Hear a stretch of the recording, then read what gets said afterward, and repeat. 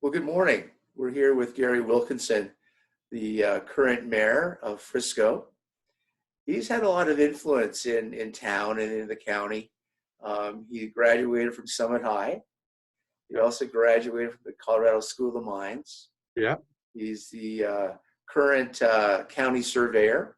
current. Yeah, He's also, he was a race coach. Was yeah. that a Copper or? That was at Loveland Ski Area, Loveland Basin Racing Club. And that was, started in the middle '70s. I actually started coaching skiing in like 1970. Seems like Amazing. yesterday. Yeah, right. Of course. The equipment's changed just a wee bit, and the ski technique maybe. Oh yeah, like back then it was bamboo gates. Uh, I think we got rid of yellow flags back then. But Oh my! How did your folks end up in the county? we were living in Evergreen, and my dad was. We moved out from New York State, and my dad was looking for where we were going to ski, and Breckenridge was first going to open that winter, '61, '62. And the only people we knew were this couple from Boulder, Jack and Donna Eiler. And he was going to be the ski patrol director at Breckenridge. And he told my dad, well, take the ski patrol test and I'll make you assistant ski patrol director. So we started skiing in Breckenridge, December of 1961. And my dad was on the ski patrol and I skied every day. And it was like every day at Breckenridge. But then we started staying at the Frisco Lodge, so we didn't have to drive over the pass, and that's how we met the Andersons there, and how we started staying there more and more, and decided to move to Frisco in 1966. Wow, what was it like then? It was remote. You had to go over the Loveland Pass, and people, the only time it really was busy was hunting season. And that's the only time the traffic got backed up going to Denver was going back when all the hunters were going back to Denver after, Oh on my! that Sunday evening or something like that, because there weren't that many skiers. I think the first year, Breckenridge had like 3,000 or 5,000 skier days that whole season. Wow, Of course, there wasn't the lodging, and you sure. had to go over the pass, and sometimes the pass was closed, so you had to go over Hoosier and through South Park, and um, but you didn't have any grocery store. You had to go to Idaho Springs or Lakewood, and then you had to no medical facilities. You had to go to Kremling or Sure, Fairplay. sure. So, but a lot of changes since then. Oh my! And so you've been responsible for a lot of changes in town. As your tenure, you were on the town council, and then you had 2 terms as Frisco mayor. Right. And we're so grateful for all the things that you've provided for us. Well, thanks. It's not just me. It's a combination of people. Obviously, a great Yes, community with input, and great town council and great town staff. And as a captain of a ship, yeah, you're kind of at the helm, but you also have a lot of people that have to make it work. So, indeed. Yeah, and that's nicely said.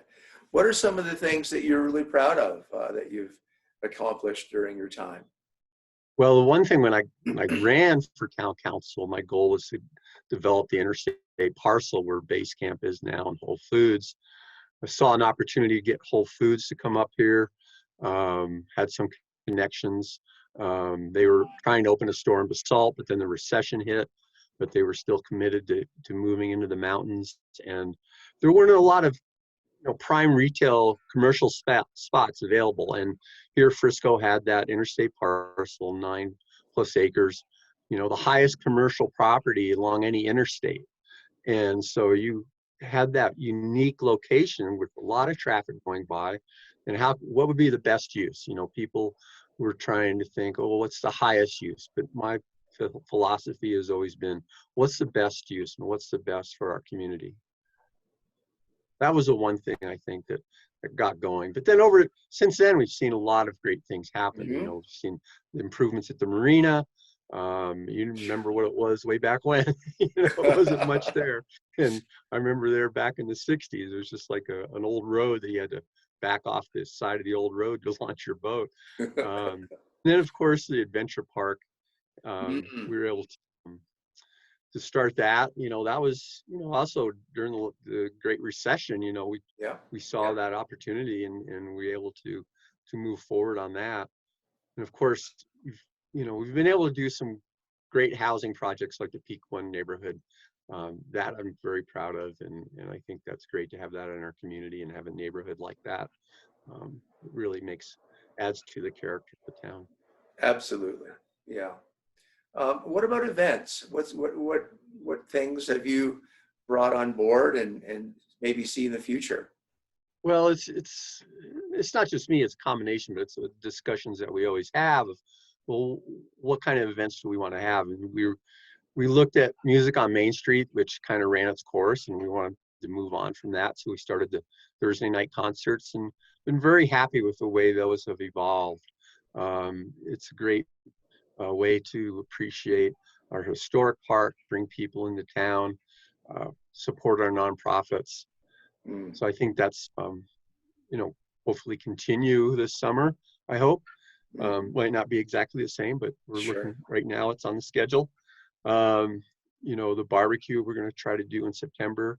Mhm. It's always a balance of, what events make sense in our community. And we've been able to add a lot of recreational events, take advantage of the historic park, um, youth events.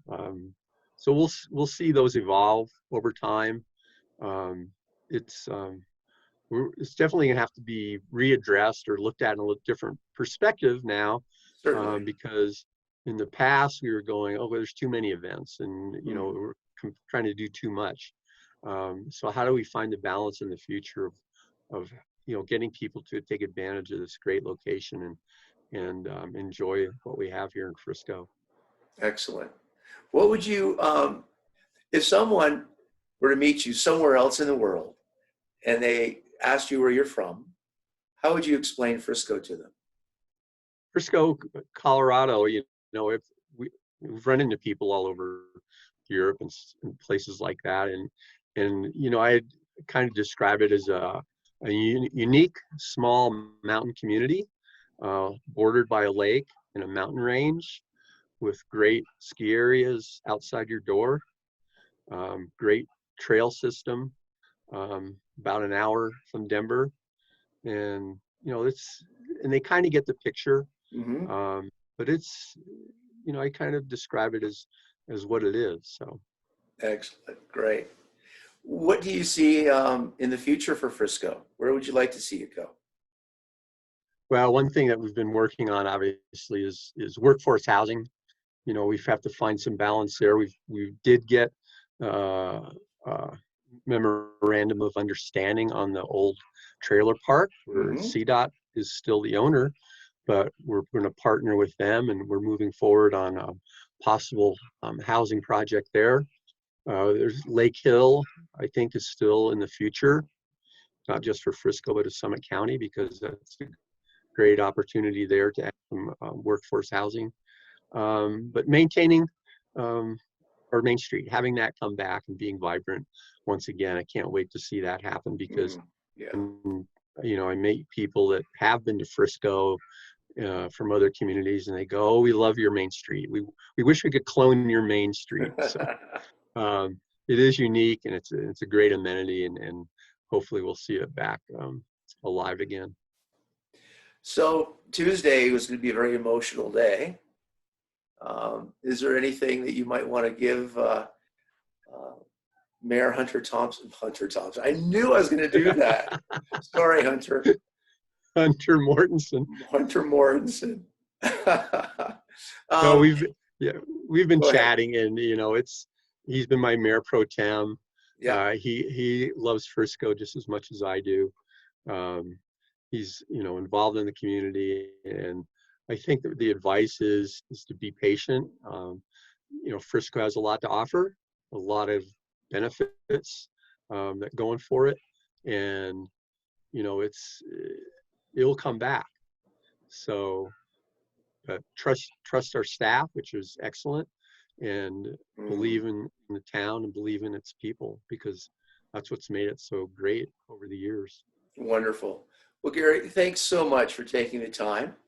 And Oh, you're welcome. Any closing remarks? I mean, I think you hit the nail on the head, but is there anything else that you'd like to share?